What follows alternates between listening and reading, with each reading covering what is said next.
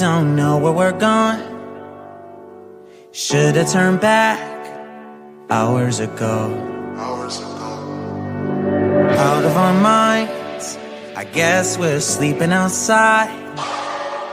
You're still a good time.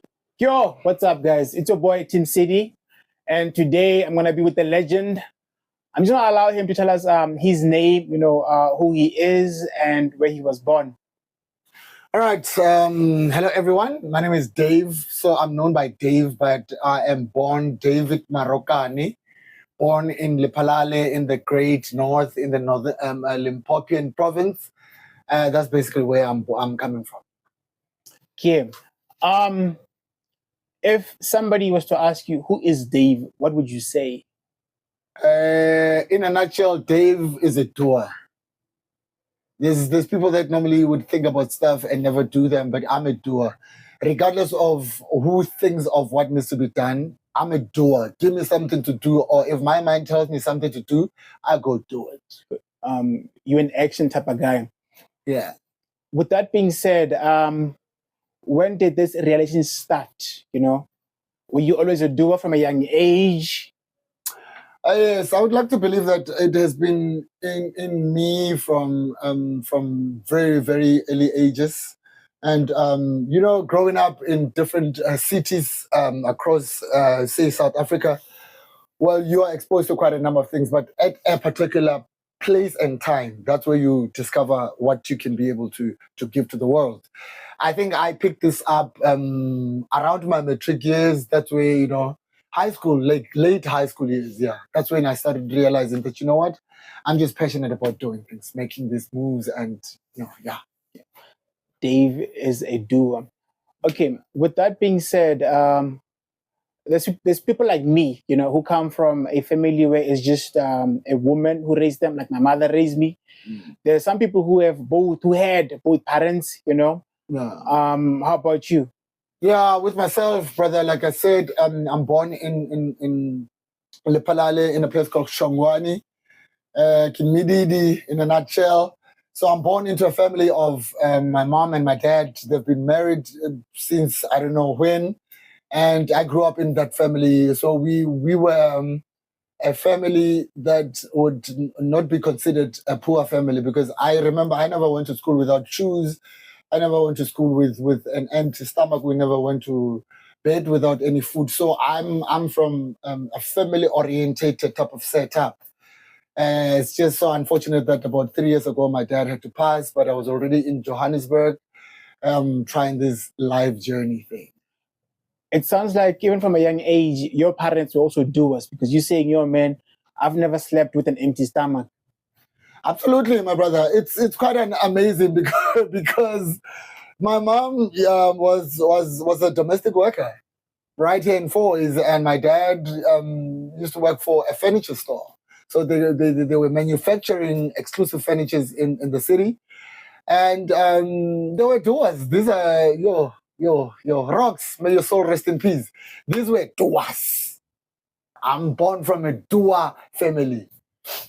Yeah. Talk is cheap. You all prefer actions. Absolutely, my good sir. Yeah.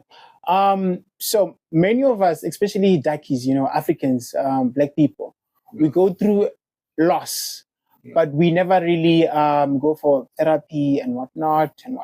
We never even talk to somebody at a church and whatnot, Yeah. Did you take any steps to try and talk with somebody? Yeah, that has been my biggest concern, because I think that whole thing is just coming back to me now. Remember, I'm the only son in the family. I'm born with two sisters. I've got a big sister and a younger sister, and we've never in our family for a longest time lost anyone in our immediate family. I mean, in my mom's and my dad's house. When dad passed, this is about 3 years ago, it hit us so bad, so hard.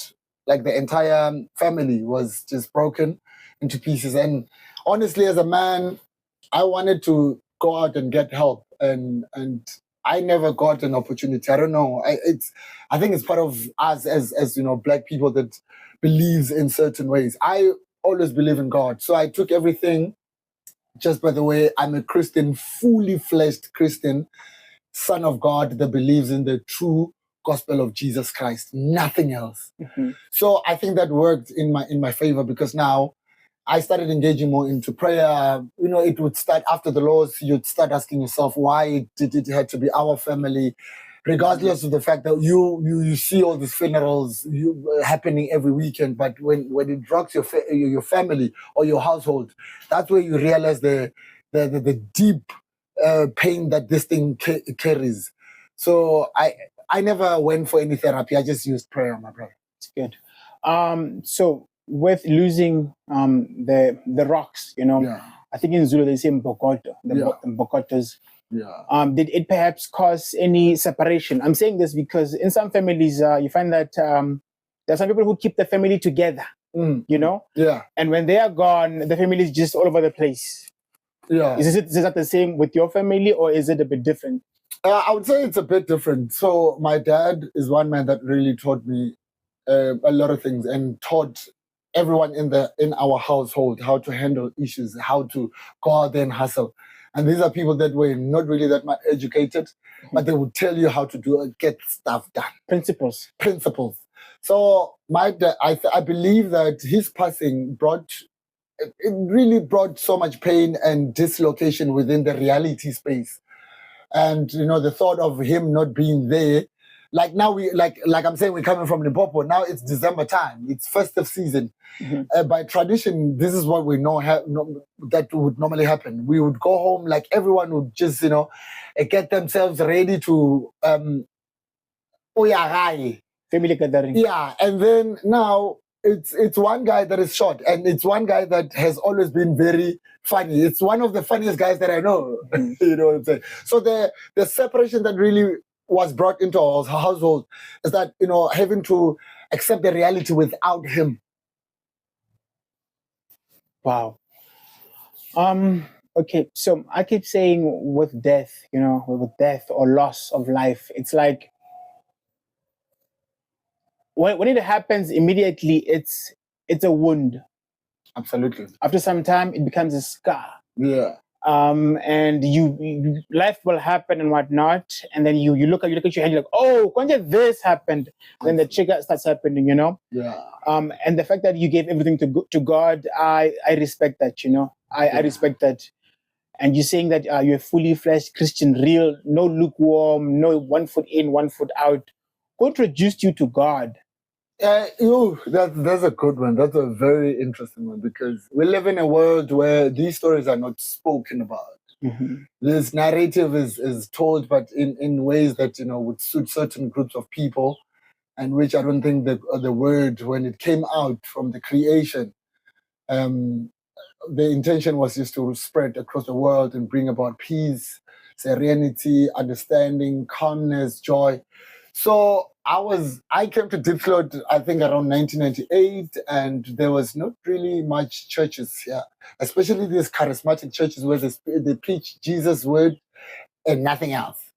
So I think my mom had a friend that went to a church here in Diepsloot called New Creation Ministries. And we so it was still in Extension 2. It was those 10 churches. Yes. Yeah, one.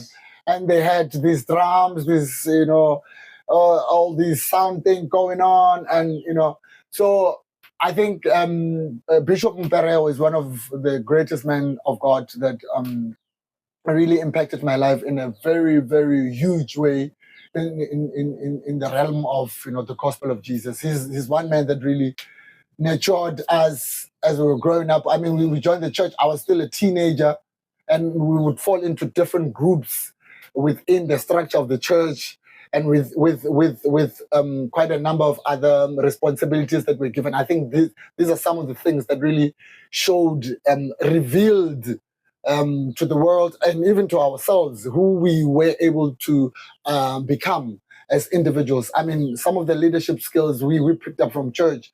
He had structures that really transformed ordinary people into, you know, super great people. So Pastor Mopero is the one that Bishop Mopero is the one that really played a heavenly role in the gospel of Jesus in my life. So, I mean, we see a lot happening with the teens now. You know, they fight over caps, over phones and whatnot. They're stabbing each other. Yeah. And you said the pastor who introduced you to God had a curriculum of some sort or a way he would use. You know, do you want to share that way with the listeners, perhaps? Of course. Or a formula he would use to try and, introduce Jesus to you all. Absolutely. This is a story that I can share with the rest of the world, and I'm very much happy to share this story. So you meet a man, he's a Sotho guy from Tabanchu, that side of the Free State province.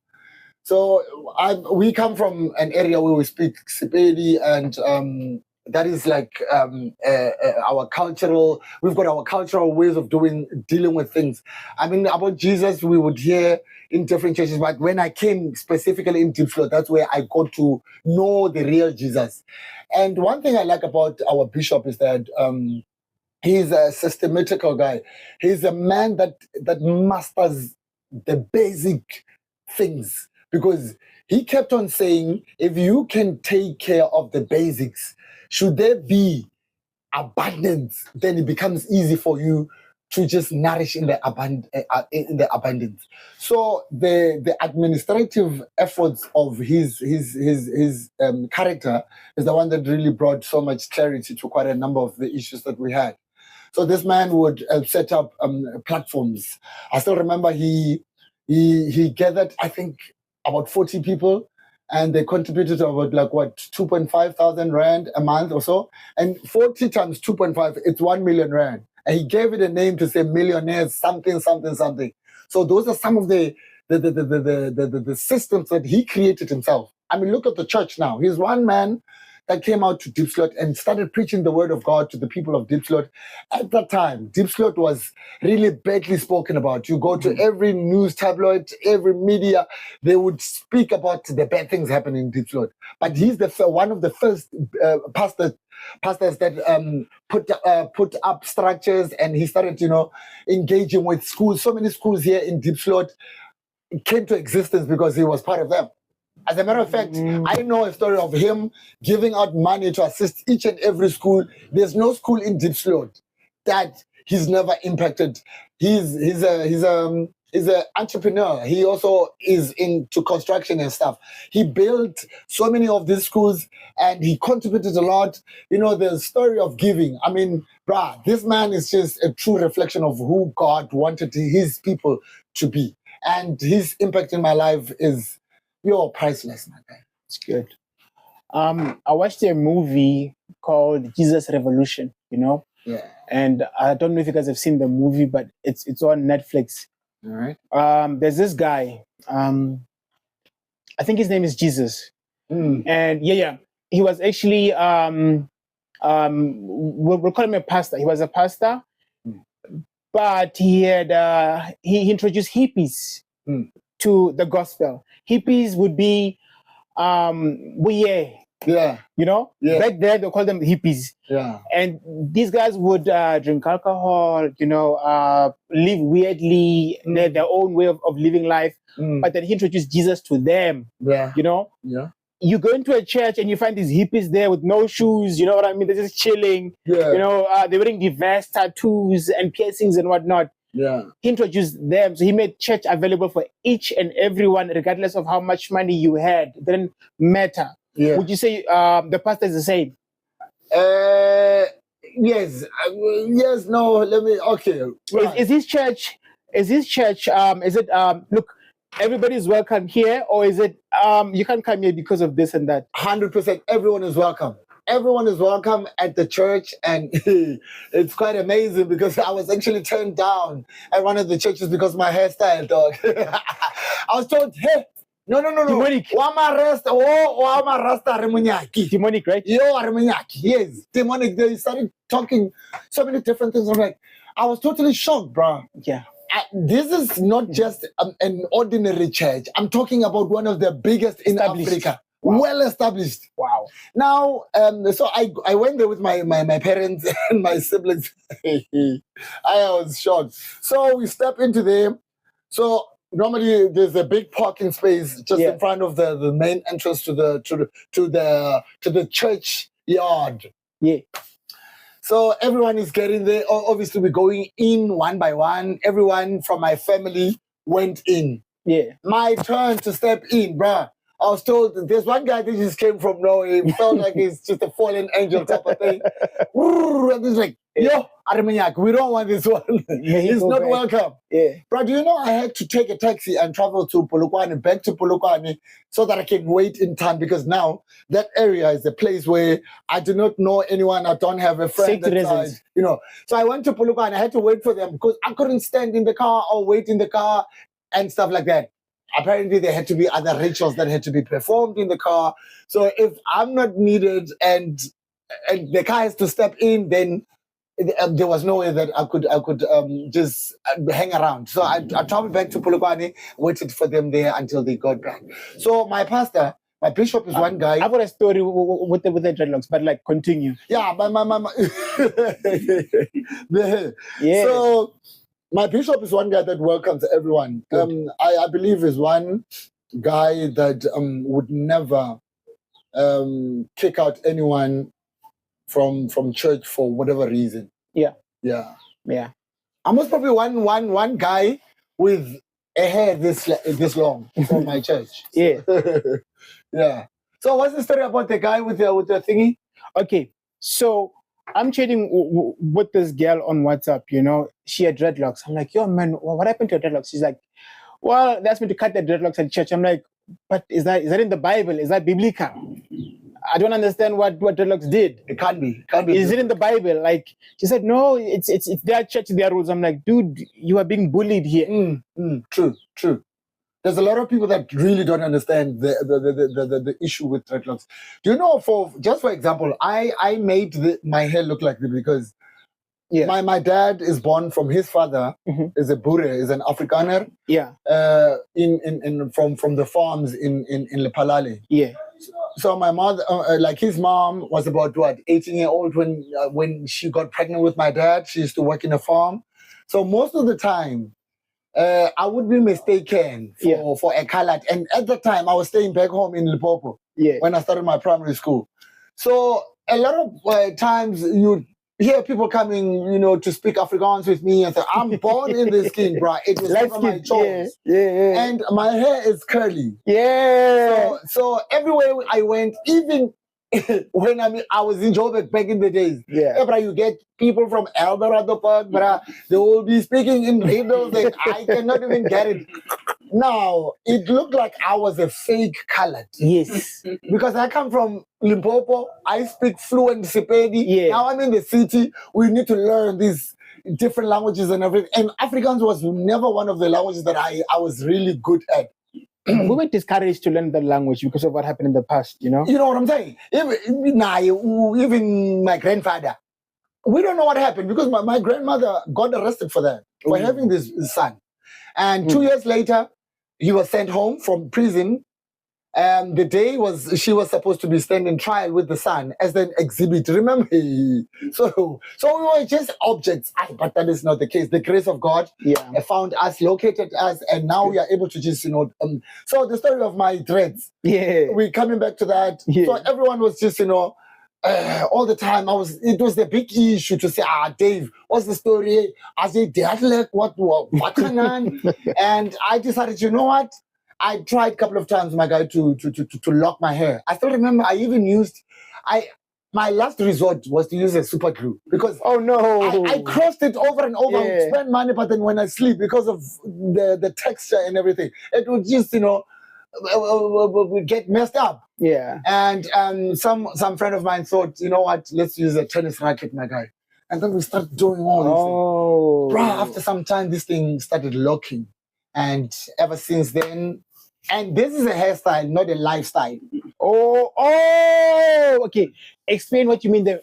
Me, I know what you mean, but explain what you mean. and also, you said the word colored, Yeah, yes. Some people, you and I know that colored means something else to them. Please maybe explain what it means in South Africa. In South Africa, so colored would be someone, the originality of colors, in my own understanding, is that it's someone that's born from a black and a black mama or black daddy and a white daddy or white mama. Yeah, that's basically what the mix. Yeah, the mix of races. That's what in South Africa I think we are told to go to. We are colored and stuff like that. And also the issue of I spoke about something that I forgot. What did you say? Okay, we'll come back to it. Yeah. We'll come back to it. We'll Right. come back to it. Yeah. You know, so you said dreadlocks, lifestyle, and hairstyle. And the hair. So the issue of the hairstyle. So I mean, I don't look that good in a bald head, on a bald head. But It's true. so when I locked my hair, Mhm. I decided to myself that, you know what, I shall grow older. I've always liked dreadlocks. I think I was just fascinated about the whole thing, the bullying and everything from my hair as I was growing up. Remember when you were a bit younger? So the color, the radiation of your skin, the glow of your complexion, it's quite different than now. And everyone would just, I mean, even girls wanted to play with me for some reason, and I decided, you know what, I'm not gonna become a Rasta man. Nothing wrong with the Rasta people. We are all together, all that peace and love. But I created a hairstyle using the character or the originality of the Rasta people, because I believe also Samson was never a Rasta. But he had a hair like mine. Long hair. Yeah, Samson in the Bible. So I said to myself, you know what? Lifestyle is going to be God's life, but the hair, it's going to be the Rasta hairstyle. I eat pork, meat, I eat everything. Mhm. I'm not practicing any ritual of the Rastafarian culture. Mhm. May God be with them and revolutionize them. Yeah. Yes, that's what it is. May God have an encounter with them. Hallelujah. Okay. So, I mean, I feel like we've shared a lot about you and your family and whatnot. I feel like people already have a clear picture of who is Dave, or you know, the kind of lifestyle that you grew up under. Yeah. I remember during COVID. Yes. During COVID, Yeah. you know, people were hungry. In the beginning, you said, "Hey, man, I'm a doer." Yeah. During COVID, what did you do? Yo, during COVID, I think you're looking at this thing that I did during COVID. So I've ran quite a number of other programs before COVID, but when COVID came through, I was more in the health space where we were educating people about, you know, certain health conditions and stuff. And during COVID, that's where Green Hope Foundation was actually born. Okay, 2019. Welcome to the Green Hope Foundation. But during COVID, what did you do? I want people to understand that, look, you've been cooking. You know? We have. Because one day you're going to be a billionaire. You know what I mean? I receive, amen. People are going to say, yeah, but you've been cooking. It's been a progress, you know, it's been a process. So during lockdown, one thing that we did through our networks, we went out to get more information about COVID so that we can share with our masses. Mm-hmm. We had already created a platform with other stakeholders within our community of Deep Slot. Yes. So what I did was just to extend what had already been started. Mm-hmm. So we went out to say, let's get information and educate our people. So we would go, in most cases, we would go to clinics because people were not allowed to walk freely on the streets and stuff. So we'd go to clinics and then and cook for them. There's so many private companies and other state departments that identified us because of the job that we've been doing in Deep Slot. They identified us and they helped us so much in terms of food supplies, toiletries and stuff like that. So we would make soup kitchens in different extensions, would give out bread, would give out food parcels, your maize meal, the combos and everything like that, dignity packs that we also were able to get through our networks and stuff like that. So we did a lot for almost like a year or 2 years. So I mean, you did all of that, but like he's summarizing it, man. He's summarizing it. Yeah. What made you? You know, Yeah. I mean, people are hungry. The world is locked and whatnot. Yeah. Why did you get? Why did you decide? You know what? I'm gonna take my car and I'm gonna hustle and I'm gonna feed these people. Why you? It has always been my passion to assist, bruh. Like I was telling you that being a Christian and having the attitude of a doer, I do not only depend on I know I don't want people to get me wrong. Prayer is for everything and for everyone, but I believe prayer and action can change the world to a greater place. Yeah. Prayer and action can really, really transform our lives because I'm passionate about seeing people being happy. Yeah. That's what liveth inside of me. That's basically what keeps me going. To see other people rejoicing or being restructured, being brought back to the hopeland, being brought back to the love and the promises of God. You know what I'm saying? So for me, because I cannot open a church, I'm going to use this to run what the church is supposed to be running to the ordinary people of God. That's amazing. That's amazing. Yeah. That's amazing for real. And then like during the 2 years of you feeding people and whatnot, do you feel like your goal was reached? Do you feel like you did enough? Nah, can never be enough. Because you're a doer. Yeah, it can never be enough, brother. We were looking Yeah, at yeah. our registers and some of the analytics of the reporting of many of our programs. Yeah. Bruh, it's crazy. If my paper can tell me I've touched 1 million lives in deep flow during COVID, I feel I could have touched about 10 million lives. Yeah. Yeah. It can never be enough, my guy. Well, what I'm getting from you is that you are a server. You know, you serve people. You know, Yes. because I remember even Jesus himself. He's like, I'm here to serve. Serve, You know, brother. I don't want no throne chair type of thing. You know, I'm here to serve. That's why he would wash people's shoes and whatnot. He would break bread and give his disciples. You know what I mean? Yeah. You know.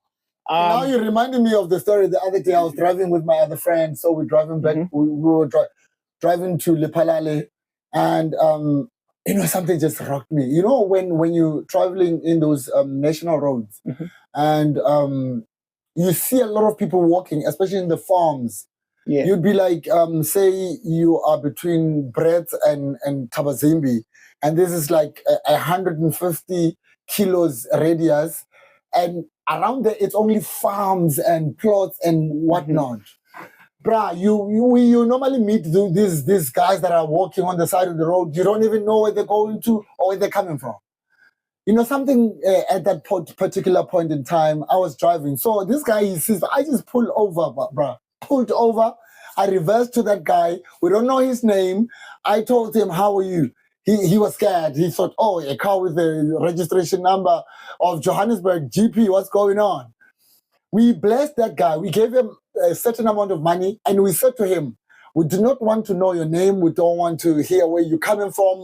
Good. And we said, Jesus loves you.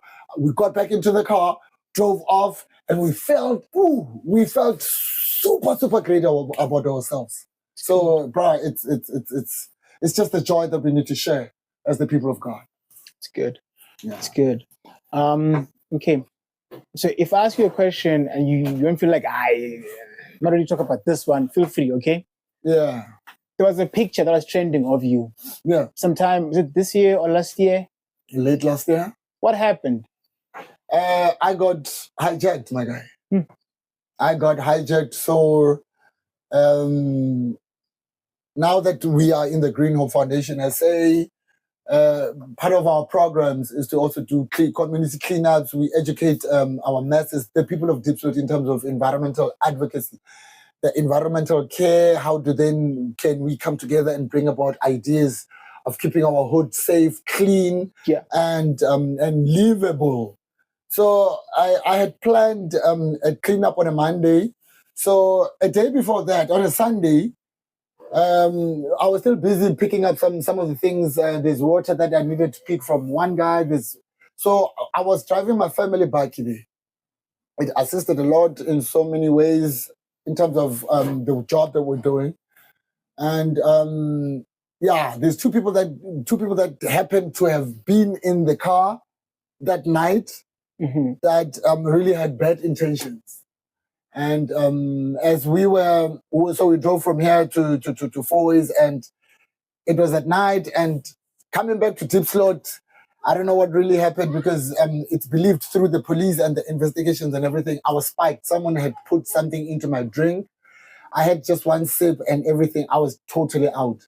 I didn't know what happened there, but I just woke up in a hospital and there was like these whole big things happening. And apparently these are some of the people that are from my church that saw the picture on TikTok, on Facebook. Because what I hear is that there's a guy that was driving past where the people dropped me. They took me from Four Ways and then all the way, because the tracker shows that we went to Diepsloot, and then in and out. I was out when the rounds were happening in Diepsloot. And they drove over, Diepsloot Extension 9, that side, Banani Mall side. Yeah. They drove over the N14, and there's a road on the Kudu Road next to, what do you call this, where they're doing sands and stuff. Crushed sands and so they dropped me off there. So this guy is driving in the morning going to work. I think those guys thought I was dead because I was totally out. I didn't see anything. It took me a couple of days just to even get to remember when was the last time I was with who. So it was just the grace of God, bruh. So the bike is gone, and it's all good. My life is safe. That's basically what I can say. Yeah. So, I mean, I've been with a lot of NGOs, in the environment trying to help and whatnot, but I've been kidnapped, I've been shot, I've been stabbed. It's like, if I'm trying to help the people, why is this happening to me? Yeah.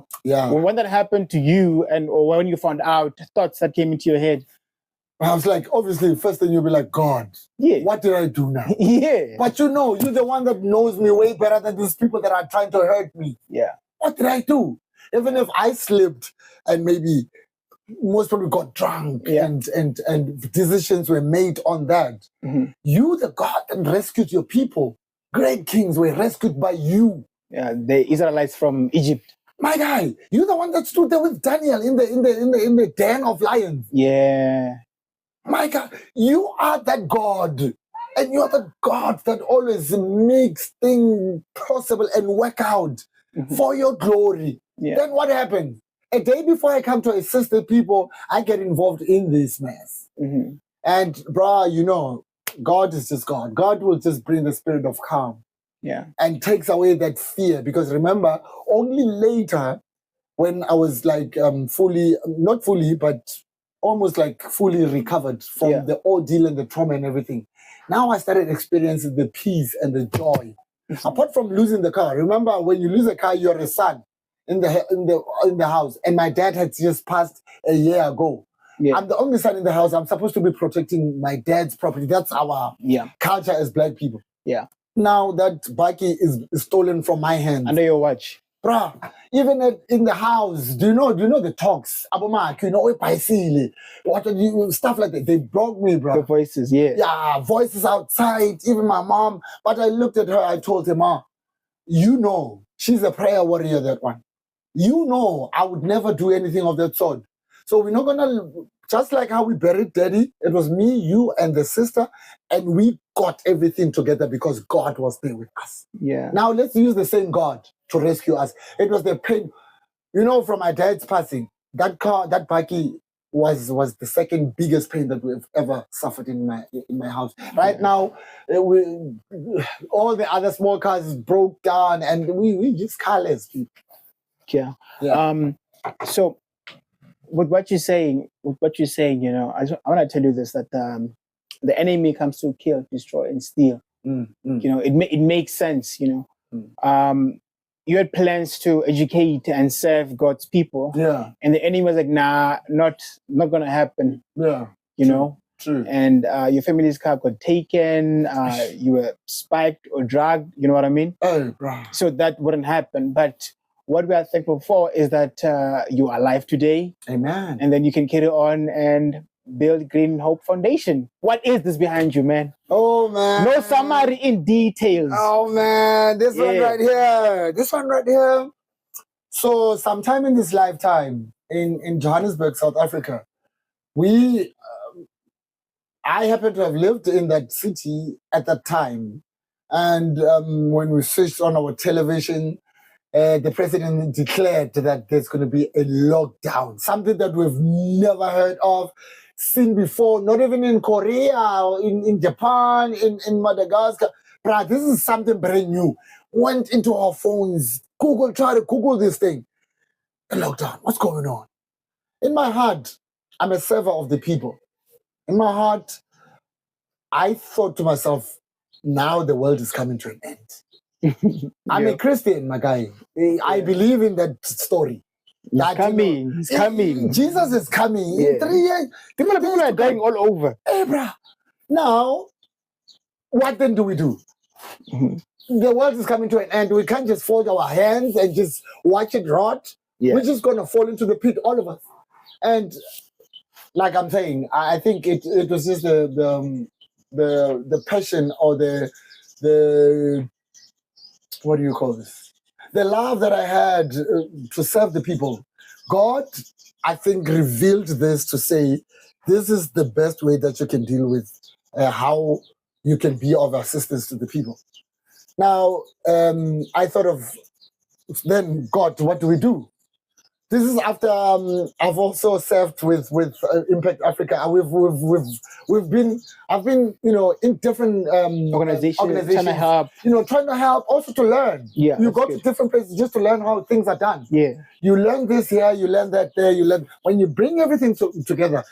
I believe that's how Green Hope Foundation was born, and I believe more than anything, it was just God Himself to say, how then can we bring resources to the people of Deep Slot, and through your impact in their lives.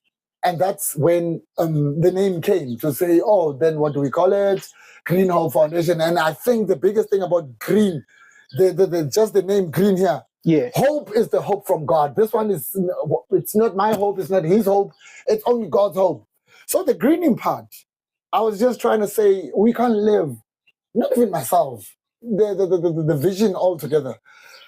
To say, let's promote the green spaces, because green can only be closer to God. I've never heard that the devil chose the color green for what? No, it's God. Everything, the trees, the plants, everything, it starts with the color green. So I used that sentiment to say, let's bring back, because the name Hope had to be there. So these ones could have been something else, but Green Hope had to be there. So the foundation part of it. So when we research about these things. Yeah. And I went into the space there to check what do we have. And then I saw this Green Hope Foundation, but not SA. Then I thought, God, if now you are saying the hope is your hope, I'm bringing the green element to it. Let's call it something. Is it going to be an association? What are we having here? And then the foundation. The foundation, basically, I chose the word, the universe, God chose the word foundation for it to make people realize that this is where everything starts. Foundation is the starting point. The starting point. On your mark, get set. On your mark, get set. But on your mark, that's the foundation. So it's marking SA. It's marking SA to say, let's get ready to green and clean our place and just bring back the hope. So what do you guys do exactly? The biggest thing here, we are an environmental advocacy organization. Okay, so let's pretend I was doing grade 5. Yeah. And I was asking you, what do you do exactly? We clean up the streets. We teach the people. We clean up the street and we teach the people how they should take care of their waste, general waste. We teach people how to create small gardens in their homes so that we can have that food security program running. Good. We're teaching them about also school gardens and in the future, of course, we would like to have an academy where people come to learn about these basic agricultural tactics that can make them survive throughout different seasons of the world. And so our big thing is to do cleanups, educate the people, and also advocate the story of climate change. I care so much about the quality of the air that we breathe. the atmosphere, the education has to be brought to the people of Diepsloot that what are some of the ways that we can be able to practice in order for us to live in a clean and a livable space. So that's what we do. We teach about environmental care, and then we also encourage and teach and support those doing small gardens in their houses, in their schools and stuff. And part of the circular economy program, we are into recycling, because now we're cleaning up the streets. Remember, back in the days, we would just clean up and then, put everything together and then pick it up and then, to the landfill. Now, with God's hope that He's got for our organization, now we have expanded our knowledge to a point that we got to understand that in Johannesburg, in the city of Johannesburg, our landfill sites, that's where all the garbage, all the waste that is collected in different areas are taken to a landfill site. A landfill site in Johannesburg, we are sitting at 94 to 96% full, like to the maximum capacity. To erect or to apply for a landfill, it takes more years and everything. It's complicated issues. But now what we wanted to do was to say, let's start the recycling part of things so that we can there's a lot of unemployment thing happening around, and the waste is accessible everywhere. So ours was to just create a platform where we can educate the people about recycling, and then they can start living that recycling life and feeding their families. So, okay. So, share a story, Yeah. For example, Tepo, during COVID, I came to your hood and I gave your family maize meal. Yeah. And that's true, it actually happened. I gave your family, you know what I mean? Yeah. That's my testimony. Yeah. Share some of those, Oh yeah. Yeah. I think there's there's over thousands and thousands of families that we really impacted. So let's do two. Yeah. But it shouldn't be a summary. I want details. Oh, you want details? Yeah, let's get through it, because it's the good you've done. Yes. God's been using you. Therefore, if you're summarizing it, let me try. Give it to us as raw as possible. Yeah. Hey, I met this family of 5. They live like this, and this happened. You know what I mean? 100%. So through some of the, like I was saying, we have for many years been engaged with quite a number of stakeholders that have been assisting Diepsloot on quite a number of programs. So I still remember there's a family in Diepsloot Extension 7. Mm-hmm. So my parents used to stay there in Extension 7. So I would know some of the people in the informal settlement. Mm-hmm. These are a family of, it was a father. The mother, I think, works somewhere else outside the province, but they were struggling a lot for many, many years, these people. The father had 3 kids, and the firstborn of that father had also 3 kids. Oh, man. Yeah. So the older sibling in the family was it's a lady. She had, it's 3 kids, almost the same age. I'm like, what really happened? But we got to get closer as life happened. So this is a family that I would take pride in engaging with them. I wouldn't say coming through for them, because it was just the grace of God.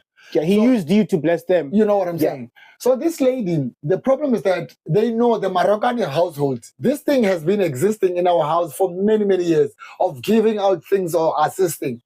So they would come to my house most of the time to look for maybe this small meal, or maybe the kids would just, the smaller kids, they would come crying and there's no one at the house.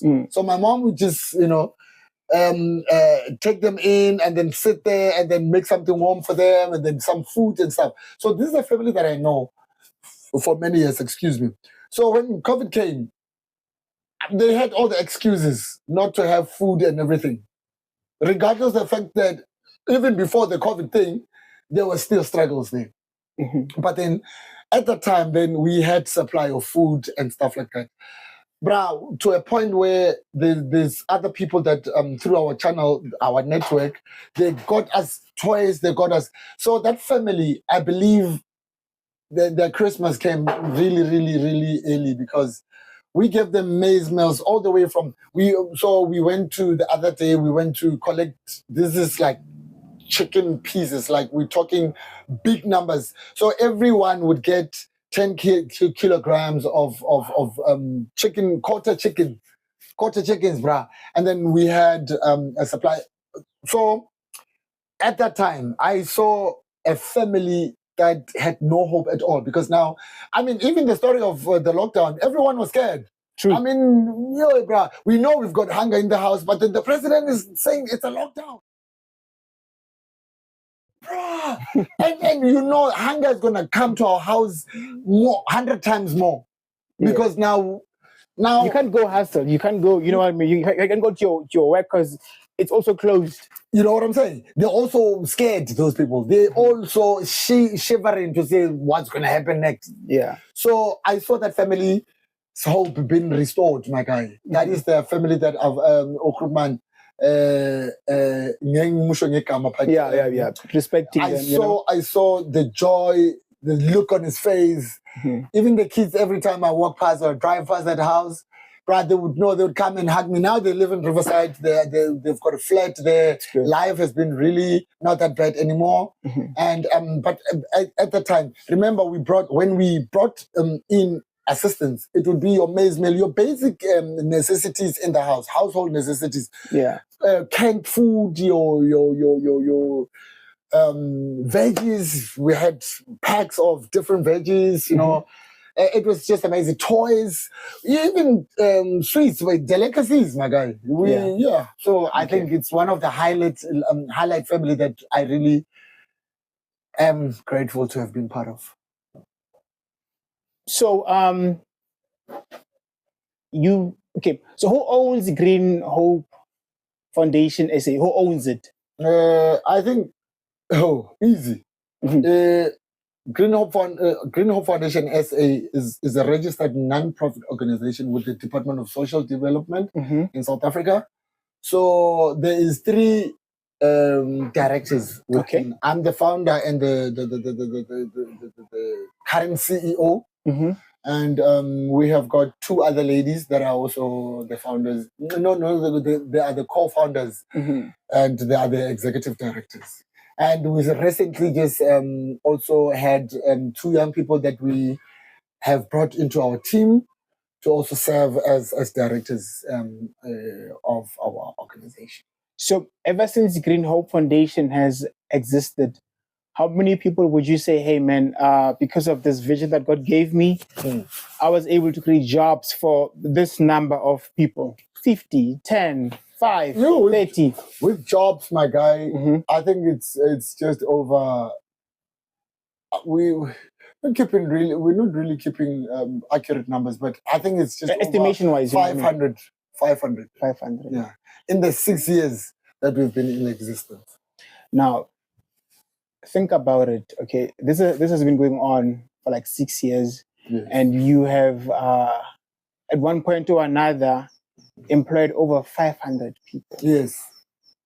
And how is it when you work with your people? I've got better experience with working with my people. The same people you try and help, they steal from you. Absolutely. You know, the same people you find a person who was earning nothing whatsoever, you give him something, he's like, this guy, he takes all the money, he gives me 50 rand. True. Your experience was just working with people, your experience, you know? Hey, brah. Sometimes there's moments I feel like, God, take away the gift, take away the vision, and somehow take away my life too. Oh, yeah. Because the very same people that we are assisting, at the over and over and over, they are messing us over. For almost 5 to 6 years that we've been in existence, I've worked with a lot of different teams for different programs. And my guy, each program has got its own characters, its own colors, and its own ways of doing things. Yeah.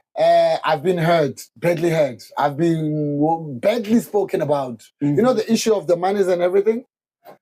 I'm just grateful to God that He's doing things differently now. I don't have to process the payments myself. Good. So whoever is assisting us is doing the stipend payment on the other side. Yeah. And I think that was God really trying to just show us how best we can be at the service of his people without being implicated in different things. The admin part of every organization or foundation is really hard. Mm. And having to establish this from scratch can become even harder. The loyalty of the people in the world day and age that we live in, loyalty, I'm telling you, it's 0.1. Non-existent. Yeah, you're trying to help people. They're trying to be you. Hey, bro. They want to take over. Hey, bro, I was left for many, many years. All these things that I know, I got them from people that I believed in. Yeah. You know what I'm saying? People like Gerald is one of the guys that I've got so much respect for. Yeah. I've learned so many things from him. I also shared so much with him too. Now, the pain that we suffered a lot. I personally suffered as the guy that has been pushing the Creole Foundation. Remember the other two ladies that are part of our directors? Yes. They've got their jobs elsewhere. I'm the one that does this and God. Yeah. So the treatment that I've been getting from the people that we assisted, like you were saying, you get someone from the street, my guy, you get, because you know them. Yeah. I was telling the other guy not so long ago that, for the fact that King David said, for the sake of Jonathan, because he knows who Jonathan is. Some of these people, you know them. Yeah. You know, I would assist your son, I would assist your daughter, your cousin because of you. Some of them, the connection, I've never met them before. But because of some of the people that I know, they would call me, Dave, I see you doing this. I like posting about, if we're doing things and people don't get to know about them, help is going to be very far. But if we're posting, we're letting, as a Christian, I believe God will bring a destiny helper to expand his work, because we are just vessels. It's God just using us, you know what I'm saying? Yeah. And we making ourselves available for his good deeds. Now, coming back to this thing, people have told, I was told in my face that you think you are better. Wow. And this is one guy that came shaking in his pants. There's when nobody, he sat down, to be honest, for an interview. Now he walks into my office, Dave, you think you are better, you. Boo. I'm like, yeah. Right. If you don't think you're better, my guy, that's the issue that you need to deal with. Yeah. I think I'm best because I believe in the one that created the word best. Yeah. Oh, the creator. not the creation. My guy. Yeah. So yeah, we've suffered, we've endured, and but I think over the years we get to learn not to be controlled by words, emotions and emotions. Mm-hmm. In wrapping up, I would like to say the power. I'm a Christian. The power of a spoken word can either kill or break. True. Or make people live. So if somebody is bringing that element of the three issues of the devil, which is to steal, to break, and to kill, if anyone portrays anything of that sort, you go back to 1 John chapter 1, verse 1. Yeah. It was the word, and the word was with him. Oh. So if it's not from him, it could be from you, my guy, in which, you've got the right to say anything. Because now, if someone would come to you and yell and blah, blah, blah, after they have realized their mistakes, they come back to you again to say, my guy, I am sorry I did this and that. One thing that I always am grateful for to God is that he would give that heart to listen and to go easy on the people. That has been a weapon that has been used for many, many years. Yeah. Okay. So just for me, thank you for making time. Like I said to you, if we work together, we can really be great. Absolutely. If we support each other with our projects and whatnot, we can really be great. Absolutely. There's a guy in the room. I don't know if you'd like to say a hi, a hello, a bye-bye. Yeah. Who is he? What does he do? No, come through, my friend. Come through. This is Tibato. Yeah. So Tibato came through. Not shy. Yeah, I'm very shy. But he's an artist too. But the good part is that Tibato joined us recently. Like I said, Serenity Institute has brought a program to Diepsloot where we talk about clean air.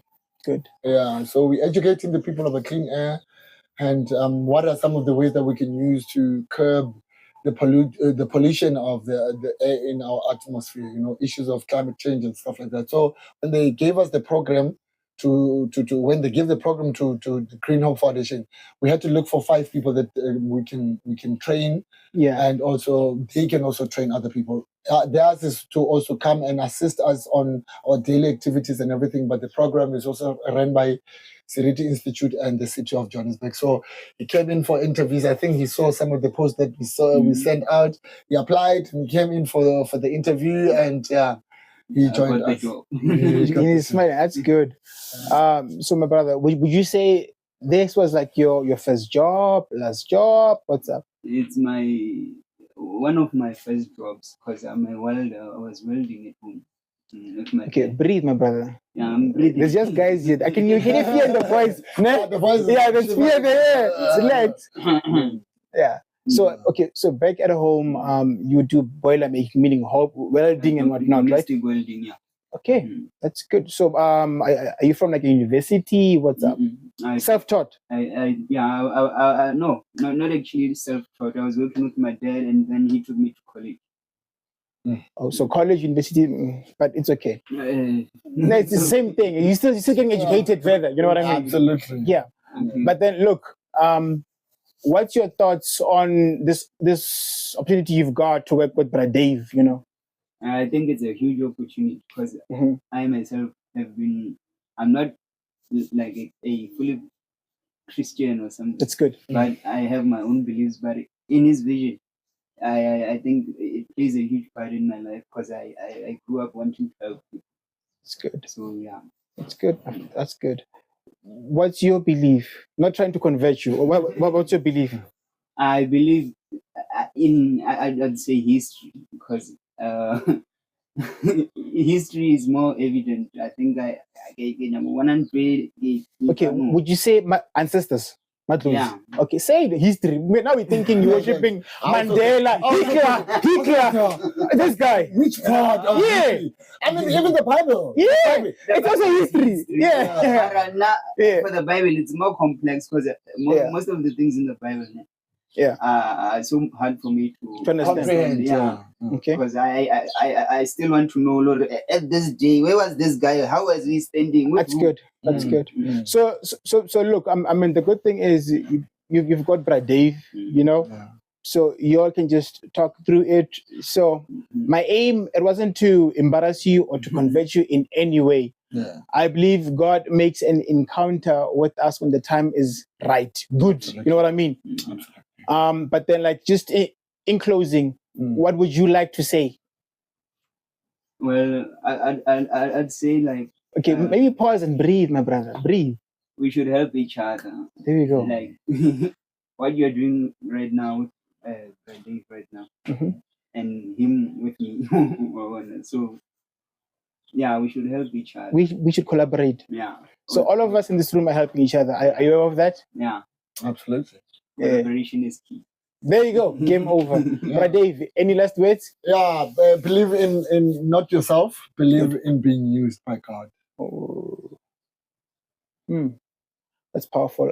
I've had a guy who said to me that, hey man, I go to church every day, but now it's like a thing I just gotta do.